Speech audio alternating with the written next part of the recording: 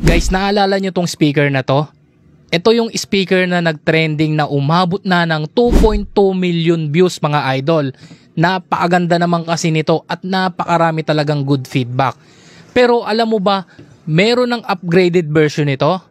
Ito ang Robot RB510 na mayroong 8 hours na playtime at naka IPX4 waterproof po siya. Naka Bluetooth 5.3 na rin po para sa stable na connection. At meron ng kasamang USB Type-C cable. Meron naman itong battery capacity na 2000 mAh na umaabot ng 8 hours. Sobrang smooth nga ng pagkakadesenyo dito. Napakalinis niyang tignan. Dito sa taas niya yung mga pindutan. May takip naman yung port niya na rubber para hindi siya mapasukan ng tubig. Pwede ka magsaksak dito ng flash drive at memory card. May rubber sa ilalim para hindi dumulas sa table. Ito yung tunog niya kapag bubuksan siya.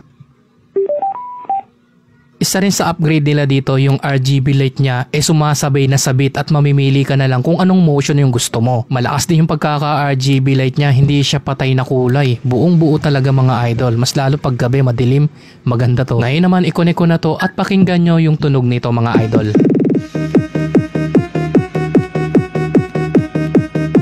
Ako ang lahat ng ito.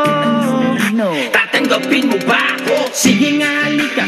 Meron bang nakita? Nang tagtuyot, talagang lito na ako kung saan pa ako susuot.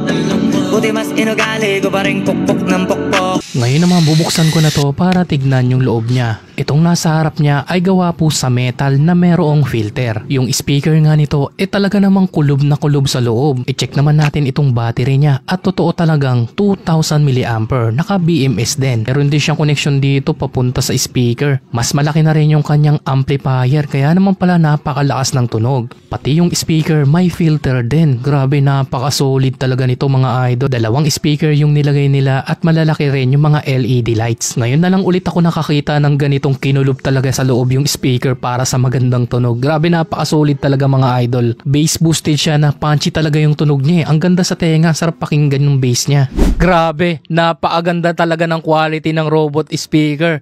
Napakamura lang pero subok na talaga na maganda yung quality.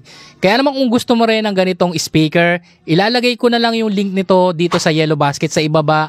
Diyan mo yan pwede ma-check out mga idol. Yun lang, salamat.